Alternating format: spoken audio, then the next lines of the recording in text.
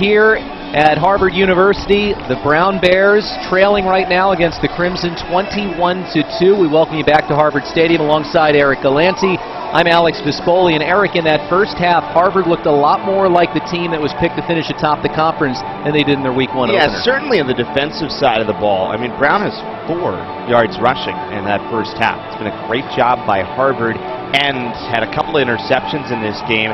Really haven't allowed Brown to do anything on the offensive side. Do have some passing plays. We'll look at some of the highlights here. There have been some pretty good passing plays for Brown, but the Harvard pressure is pretty good. You see that sack there. It was Smith early. This is a great play. Stepping up in the pocket, fires the ball. This sets up Harvard's first touchdown with Booker, who gets in from 16 yards out. Yeah, the Crimson went with the freshman Jake Smith early, but after the defense for Brown really woke up, picked up this safety to make it 14-2. Harvard went to a different quarterback. They also found some success defensively. Well, that's one right there where you can read the eyes of the quarterback, make that defensive play on the interception. Tanner Lee, who takes it back for a touchdown.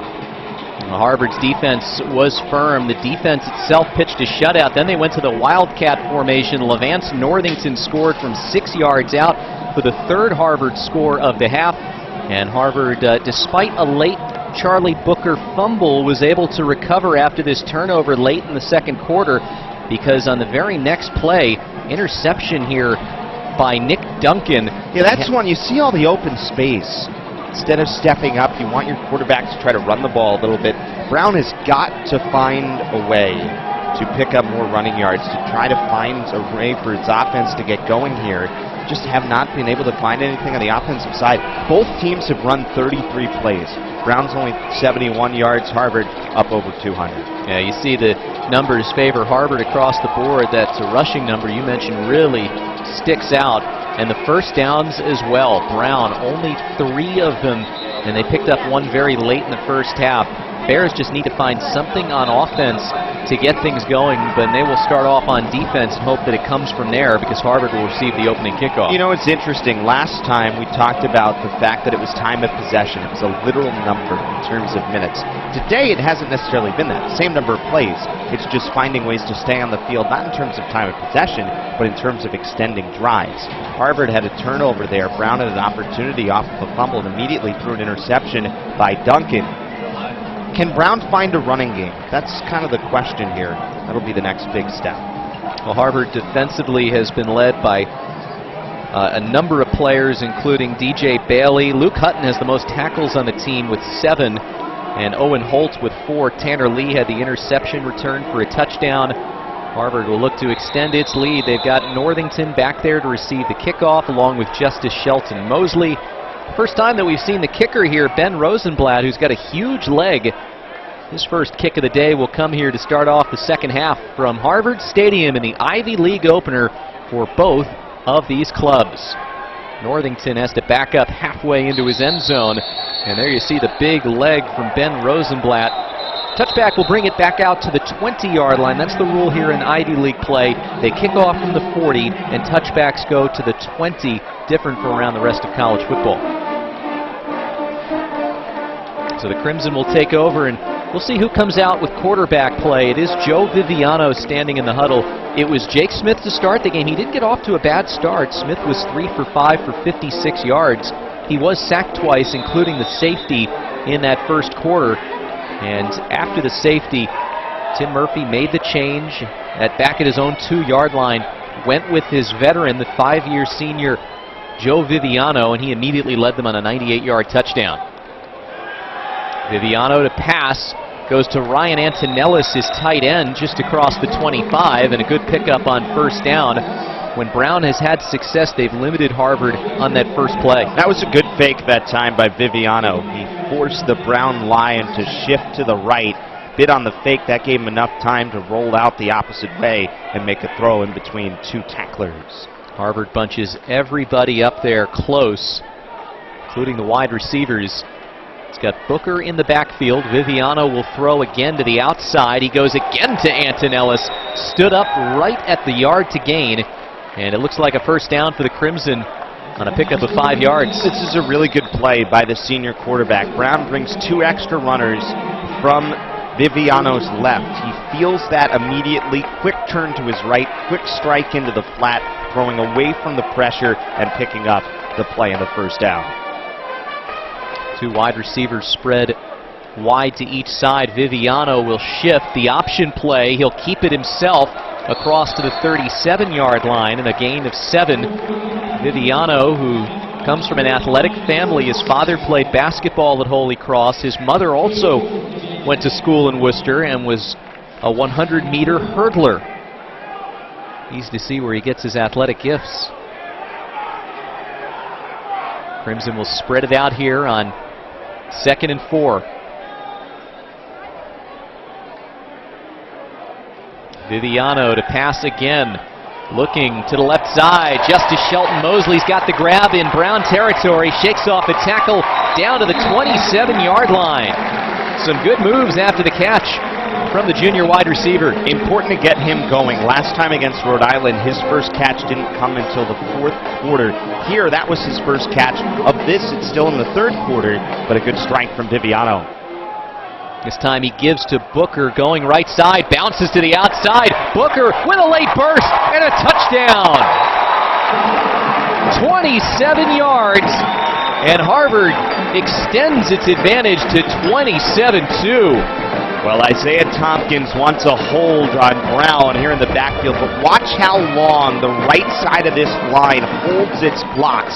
It's a great job, and it allows Booker to take his time finding his lane, and he bounces outside and in for the score. Charlie Booker had 2 runs of 50 or more yards last week. He shows that explosion once again, bouncing to the outside, and Jake McIntyre on for the point after attempt. Harvard with a terrific first drive, 80 yards to open up this second half.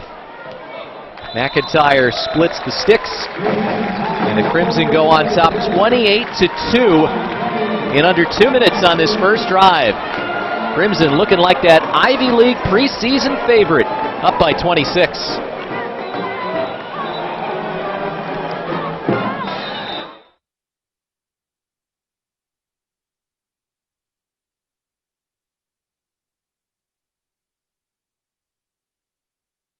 If you speak the language of bosons and quarks, of nanoengineering, Wordsworth, or hip-hop, then look no further than Brown University.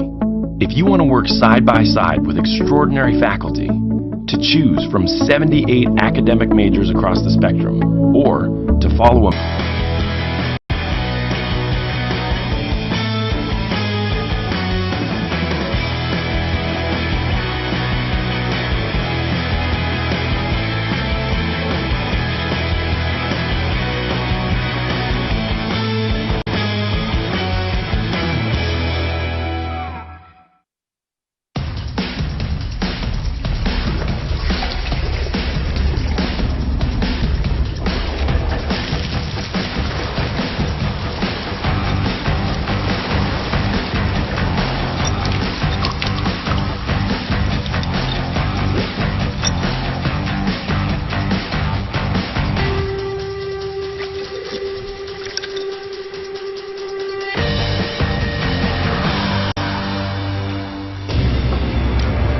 the 2017 Nissan Altima and the new 2017 Nissan Rogue.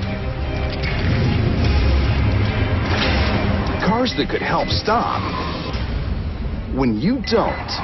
Take on the unexpected. Nissan Rogue and Altima with available Intelligent Safety Shield. The capper on a 5-play, 80-yard drive for the Crimson, and there you see Charlie Booker finding that edge. It was all about the blocking on that right side of the line. 4 different Crimson jerseys on that right side, sealing the edge. It allows Booker, who's got great vision, to kind of take his time. Does this lane work? No. Bounces to that outside lane, and he finds his way into the end zone. And Harvard, who has been dominant when it has a lead at halftime, rolling right now, 28-2. Kenny Smart waiting for Harvard to get a full contingent out there on the special teams unit.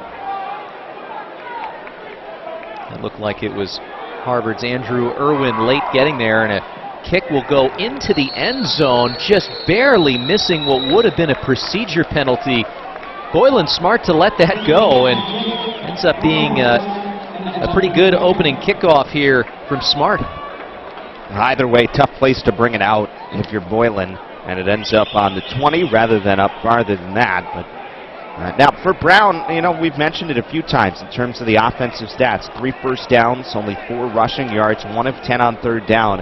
I think a lot of this has to do with early on. We've mentioned it a few times. First down, can they get something going early in the drive on first down to try to allow their offense to progress a little bit down the field? First-year quarterback Nick Duncan has had a tough day. He'll pass on the third quarter play for the Brown offense, and a good timing play gets it over to Jacob Prawl for a good pickup. And remember, Brown's last drive of the first half, we saw a play like that. Quick out to the left side, quick out to the right side. That kind of play's been there for Brown. Now it's on Duncan to be able to make that strong throw. Can you mix in the running game, though? Duncan was 11 of 20 for 67 yards and 2 interceptions in the first half. He'll be back to pass again, and the same play nets them a first down.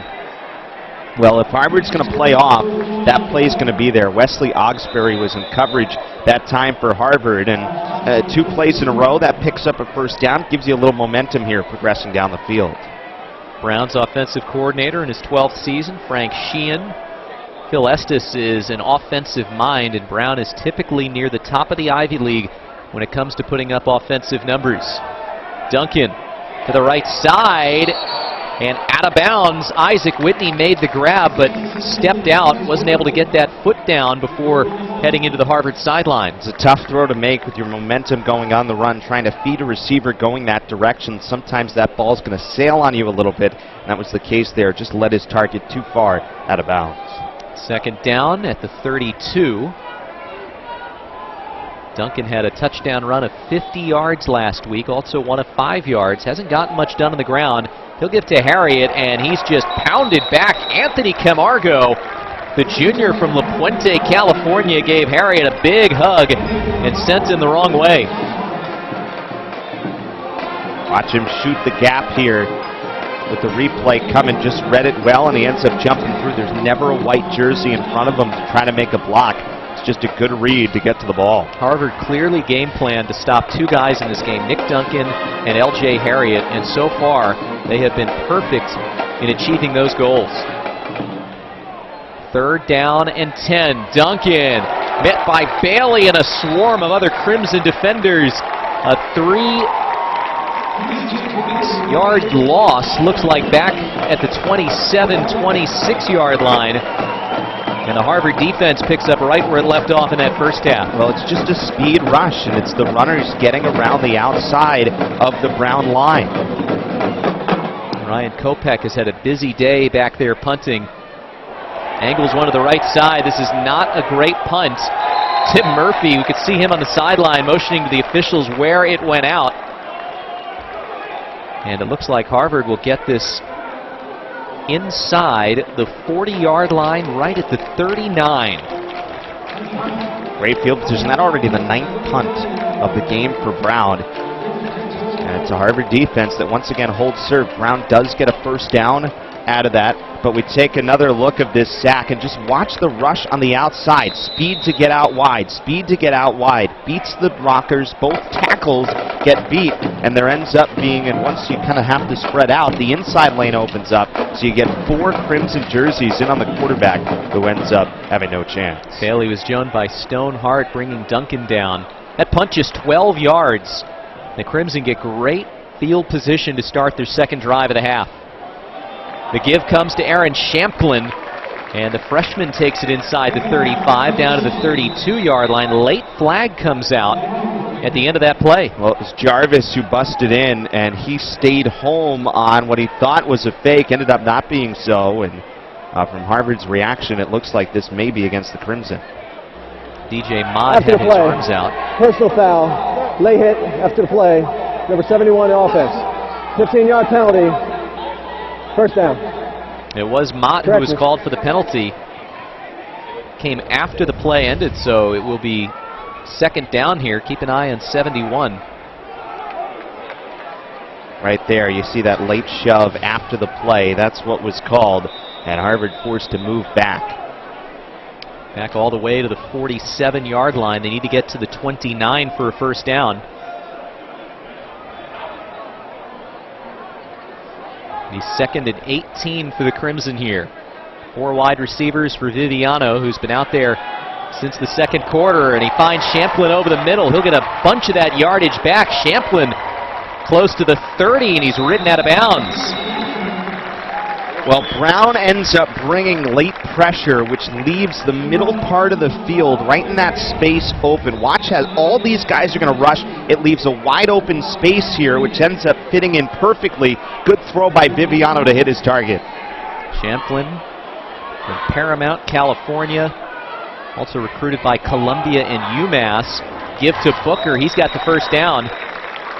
Needed about 1.5 yards and gets more than double that. It's actually Champlin on the run. He's getting an extended run of playing time here.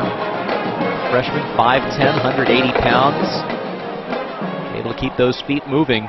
Fresh set of downs for the Crimson, who have moved the ball and have looked very good here in the third quarter. Here's Scott on the give from Viviano. Down to the 21 and a pickup of 6 more. Harvard has found some room in between the Brown secondary and its front. Watch, his space is going to open up right here. Empty space, and it hits his target, Adam Scott. I mean, just they found enough space in between this Brown defense to offset the pass rush with these quick throws. Adam Scott from Denton, Texas, who was one of the leading receivers last year for the Crimson.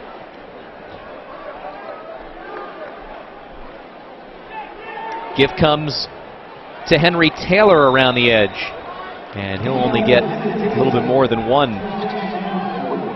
That was one on the option that if Viviano had kept it, he probably had a lot of room on the near side, the way that whole Brown line shifted out wide to the ball carrier. Tim Murphy relaying the signals to Viviano.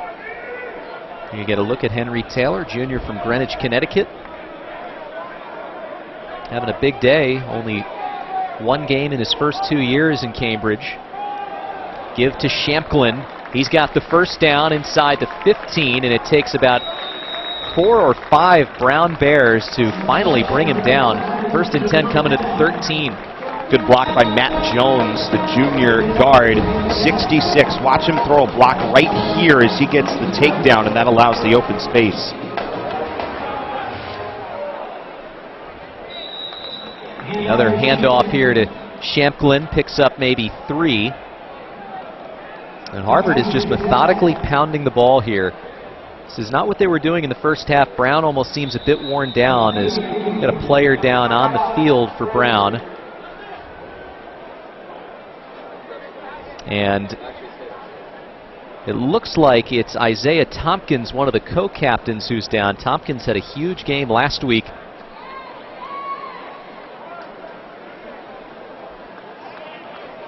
So we'll step aside as well with Harvard on top 28-2 here and driving in the third quarter.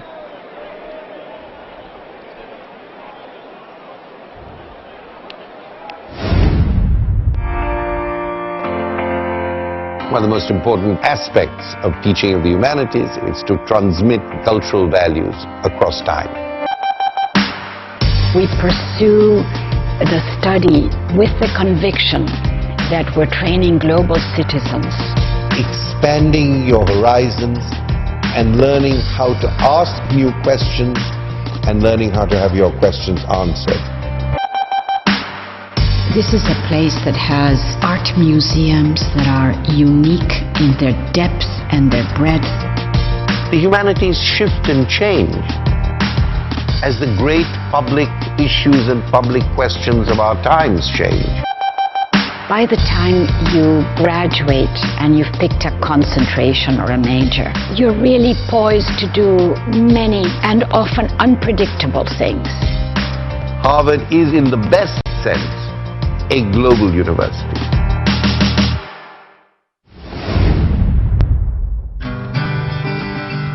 My name is Evgenia Stojovska. I'm from Skopje, Macedonia. My name is August, and I was born in Vietnam. My name is Audrey, and my home is Oakland, California. I'm from Thessaloniki, Greece. My name is Gabby Ruiz-Colón, and I'm from Aguadilla, Puerto Rico. My name is Haley Adams, and I'm from Bureau County, Illinois. My name is Herman Bhupal, and I'm from Chapel Hill, North Carolina. I'm Josh McTaggart. I'm from England. Students from all 50 of the United States and over 100 countries. I'm just a California girl. My name is Majahonke Shaban. All living, learning, and growing together in the one place they all call home. I'm from Sweden, but I'm at home at Harvard. I'm at home at Harvard. I am from the Kingdom of Swaziland, but Harvard is my home.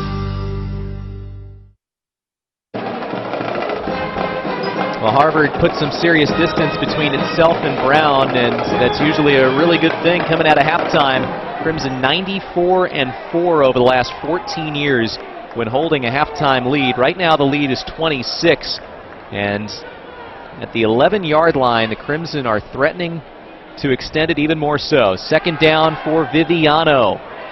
Throws to the right side and overshoots his target, Antonellis. He was starting to face some pressure up the middle. Smart play, just getting rid of the ball, knew where his targets were. That time it was a two tight end look for Harvard, and Viviano just got rid of that ball. Viviano will come over to the sideline for the play, and he'll actually come out. Levance Northington, who we saw score the touchdown out of the Wildcat earlier, comes in off the sideline. And they'll want to reset the clock here. So Northington, again, was a quarterback in high school. He was a three-star dual-threat recruit.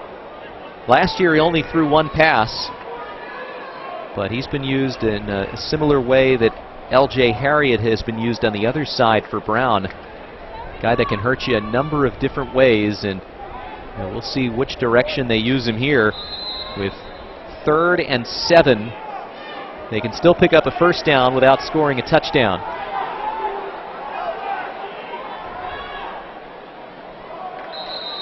And motion against the Crimson will force the Harvard side back 5 yards. Yeah, you saw two guys moving.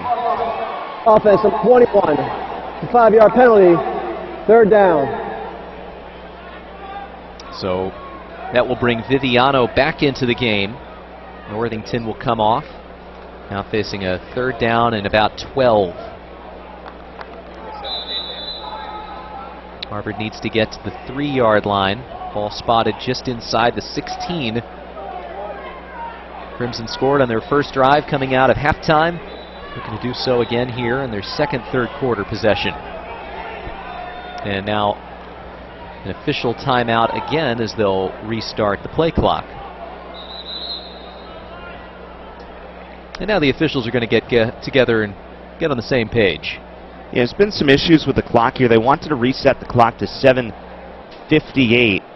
They finally have that. The clock is currently malfunctioning. As a result, the play clock will be kept on the field as well as a game clock. When it becomes operational, we'll make an announcement at that point. So the clock malfunctioning, so they will keep the clock down on the field for the moment. So the officials will let the players know when the play clock is ticking down, as they try and fix the issues with the clock. Stadium clock reads 7:58. You see the clock on our setup that's at 7:31. Well, either way, 3rd down here for the Crimson. Need to pick up about 12. Viviano left side for Scott, looking to bounce to the outside, but the Bears collapse on it. It was Terrell Smith, a physical senior from Newtown Square, Pennsylvania, in on the tackle, and Crimson will come out for their first field goal attempt of the day. Brown willing to play off there on a 3rd and 12, so you have the open man Scott in space, but it's well short, and he's going to force the field goal try. This will be about a 28-yard field goal attempt. Lee will be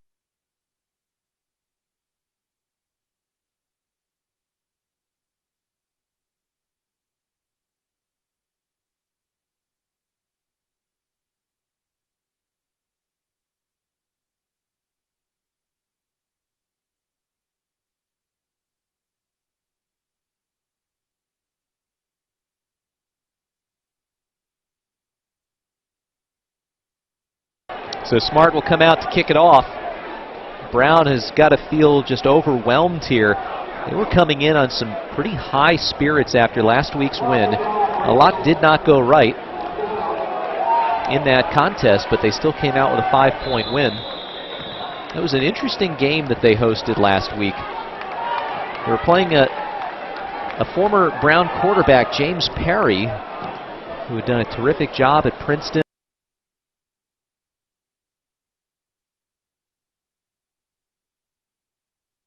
As an offensive coordinator, taking over at Brown. Boylan will just pick this up on a hop. Boy, he never saw that ball, Alex. He was looking through the sun, looking back down into the stands, and he just never saw it and backed away, and that was the right play. See that fly ball lost in the sun or lost in the lights, and Boylan just never saw it. Yeah, you can see by the shadows falling back to that side of the field. Watch as he kind of backs away there. You saw it at the very end.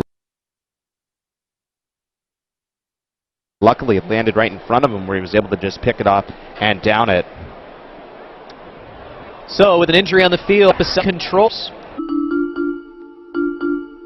There's a book called A Dictionary of Angels. No one has opened it in 50 years. I know, because when I did, the covers creaked, the pages crumbled. There, I discovered the angels were once as plentiful as species of flies. The sky at dusk used to be thick with them. You had to wave both arms just to keep them away. Now the sun is shining through the tall windows. The library is a quiet place. Angels and gods huddled in dark, unopened books. The great secret lies on some shelf Miss Jones passes every day on her rounds. She's very tall, so she keeps her head tipped as if listening. The books are whispering. I hear nothing, but she does.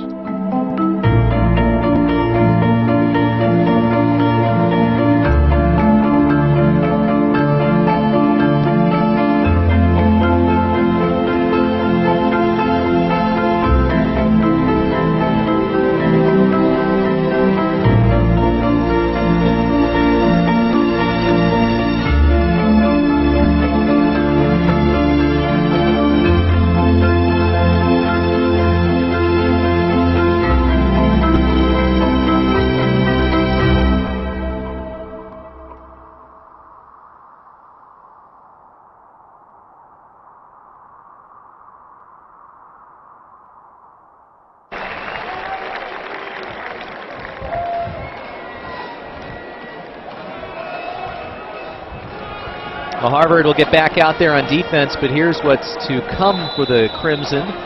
They'll go down to Georgetown and play at RFK Stadium next weekend, a special game down there in our nation's capital, and they'll get back into Ivy League play on the first Saturday of October at Cornell, back here for their next home game out of conference against Lafayette in mid-October. First play for Brown coming out of the break. L.J. Harriet will take it on the pass to the near side across to the 27-yard line.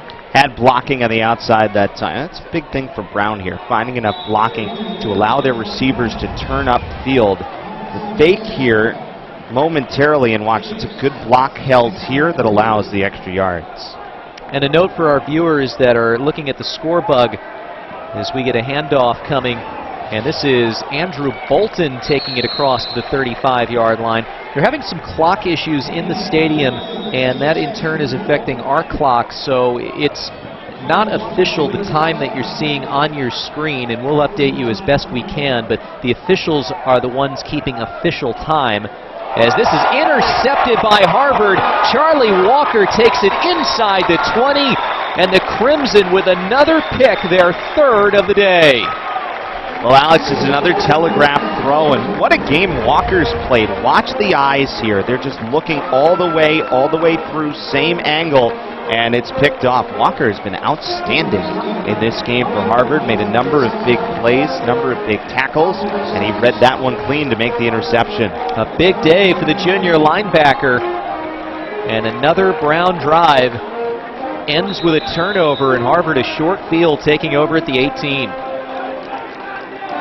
The Crimson defense, they didn't have a bad game last week against Rhode Island, but it certainly was not up to their standards. They gave up 17 points, which in the eyes of the Crimson defensive players was way too much. Defense they feel like should be a unit they can rely on. Give here to Champlin, bounces off a block to the outside. And to the 13-yard line, Aaron Champlin's gotten a long run here in the second half, and the freshman has really proved his coaches right here, giving him a lot of playing time. As you see, Brown has Jorquel Condamina, cornerback, go down outside the boundary.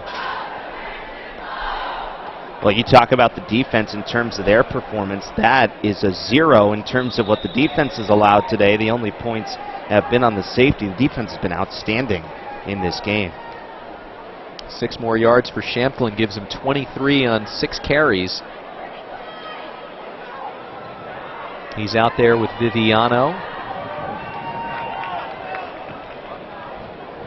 Joe took over not long after the safety. Jake Smith was tackled in his own end zone on this end of the field. Viviano, since coming in, has pretty much made every right decision. On the option, absorbs a big hit from behind and picks up maybe a yard. That was Darrell Banfield, came up from behind with a bear hug.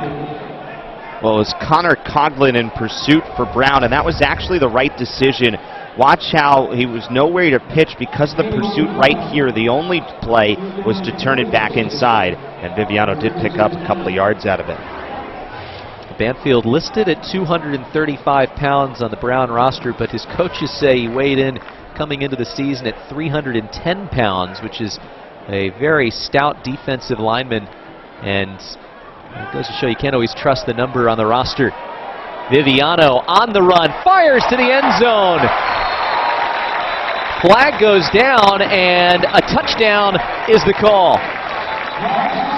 Adam Scott on the reception. Well, the flag was thrown first, then you got the touchdown signal, which leads you to believe that this may be coming back. But that was a great job by Tim O'Brien in the backfield.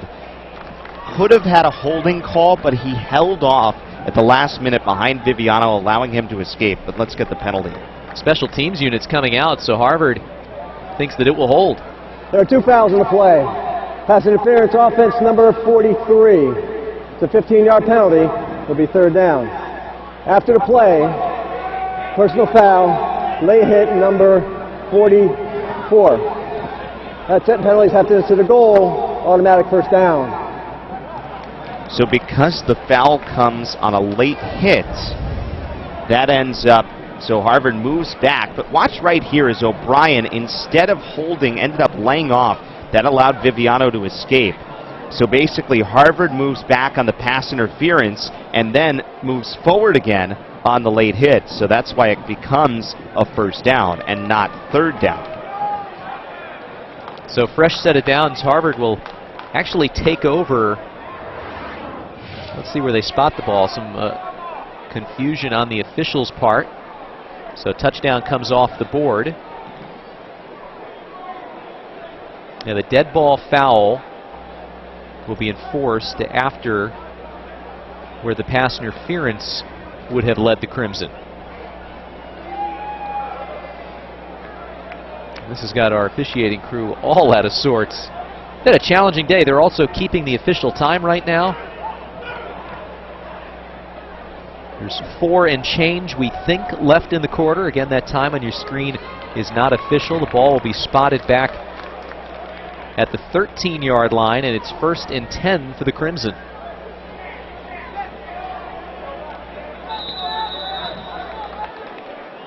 They'll leave Viviano back in there. Well, it does end up working a little bit in Brown's favor because it takes the touchdown off, but you go back 15 and only forward half the distance. 2 wideouts split to the right, 1 to the left here for Viviano. He's got Champlin with him in the backfield. And timeout taken by the senior signal caller. Didn't like the look that he was given by Brown. Well, Brown had 8 in the box that time against Viviano and nowhere to go with it, so he decides better of it to call for time here around the 4-minute mark, but Harvard, who's done a really nice job to answer every single time, got the ball back. They've been the recipient of a couple of turnovers, and the offense has kind of settled into its own here under Viviano. You know, it's interesting sometimes when you throw out how a quarterback reacts from a benching, and whether it was because of Viviano or to try to bring something up for Smith, but Viviano has bounced back, stepped in like nothing's happened, and has played very, very well. I mentioned Harvard has owned this series as of late. They've won 6 consecutive meetings. The Bears have not won a game against the Crimson since 2010. They haven't won here at Harvard Stadium since 1998. And Harvard obviously leading by 29 points off to a very great turn in keeping that streak at home against the Bears alive. On 1st and 10, Viviano has 3 wide receivers to his right. He'll fake the give, avoids a tackle. Viviano on the run, turns upfield.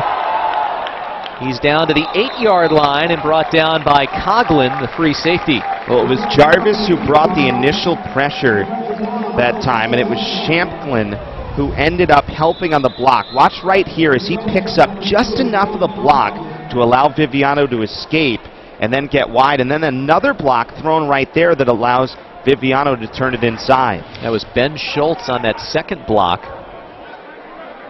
Played 9 games last year for the Crimson, junior from Minnesota. 2nd down and 5 for the Crimson.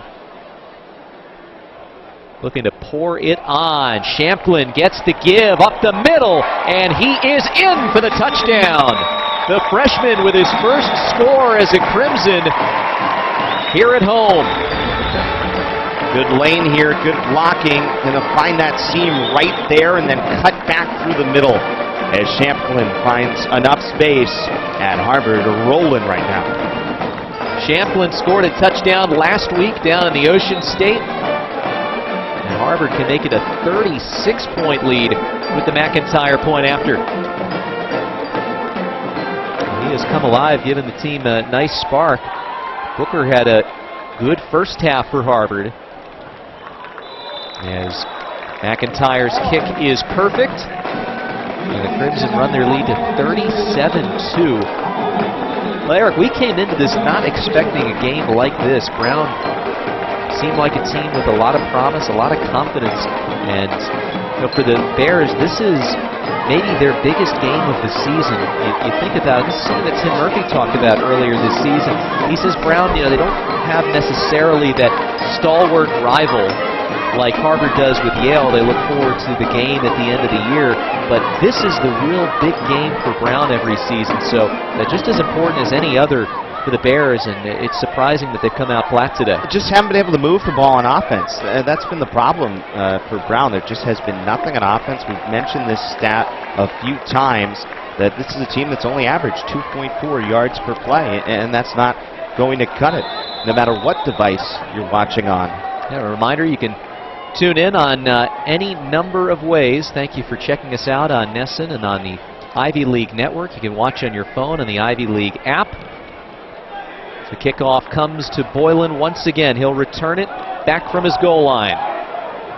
Gets to the 15 and is stood up there. There has just not been much room here for Scott Boylan to operate after the long kickoff return for a touchdown 1 week ago. Harvard's done a nice job in its kick coverage each time. Boylan really has not been able to do much so far today.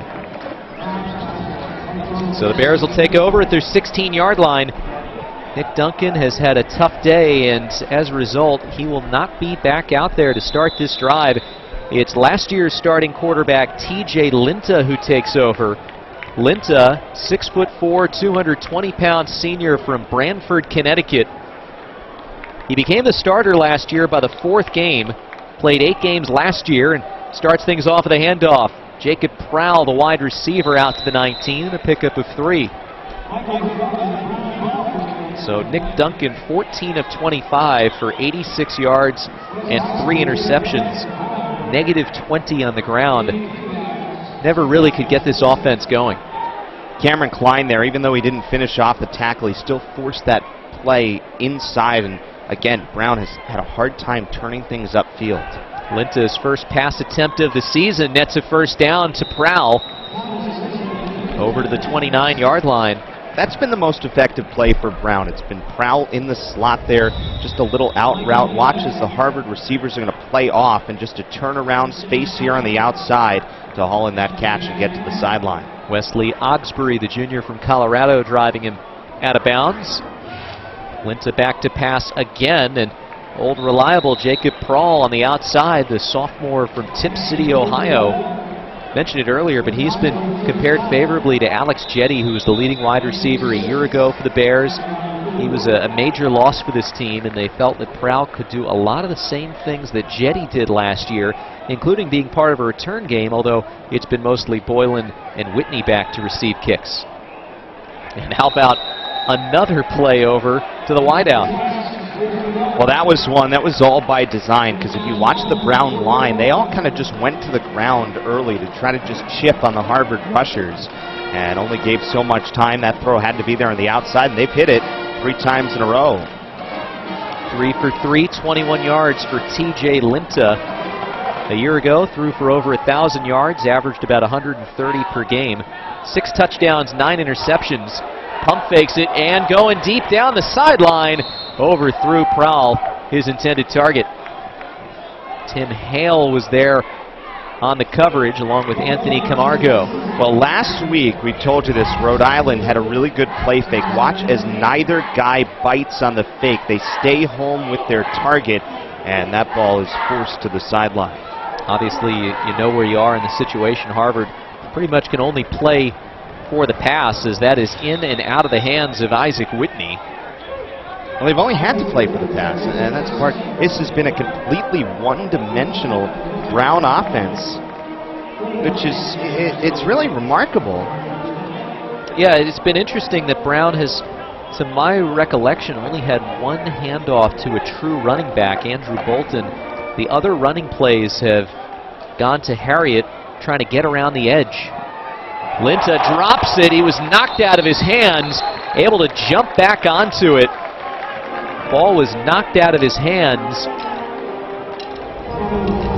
Believe it was Brogan McPartland, the sophomore, who knocked it out of his hands, and Linta able to pounce back on. So McPartland, the sophomore, getting his hand there. And Ryan Kopech back out to punt after a promising start to that drive. Linta cannot overcome the terrific Harvard defense. They have pitched a shutout today. Fair catch called for by Harvard's Henry Taylor, and the Crimson will take over at their 23-yard line. Just about a minute to go in the third quarter. Again, that time on the scorebug is not exact because of some timing issues that they've had here at Harvard Stadium. But the score bug, there is no issue at all with the score. 38-2, the Crimson decisively in control of this one. Again, the clock in the stadium is run as well as we said, so they're keeping it down on the field. And Harvard's going to make a change here at quarterback once again. And we'll go back to Jake Smith, who started the game. And you like this move by the coaching staff. With the game right now where it is, you can build a little bit more confidence in the guy that you had back out there to start things off. This is Noah Reimers on the initial give. He'll get out close to the first down. Pickup of 9 for the junior from Virginia. It's really good blocking again on this play for Harvard. Watch right here as this is just going to hold up firm seal, and there's just a huge hole right there to pick up the yardage. Well, 2 of the concerns for the Crimson last week against Rhode Island, a leaky secondary and a leaky offensive line, and today both of them have really stood up to the test. Smith, 3 of 5 passing before he was taken out of the game for 56 yards. He'll once again hand to Reimers. Big hole opens up in front, and late power to force his way to the 39. Good second down run for the junior, as Harvard gets a third running back in on some of this action. We'll wait for the official signal as to the end of the quarter, but time running out here at Harvard Stadium with the Crimson on top 38-2, and that will bring us to the end of the third quarter. Harvard had a 21-2 lead after halftime, and the Crimson are able to grow that out to 36 points ahead of their conference rival.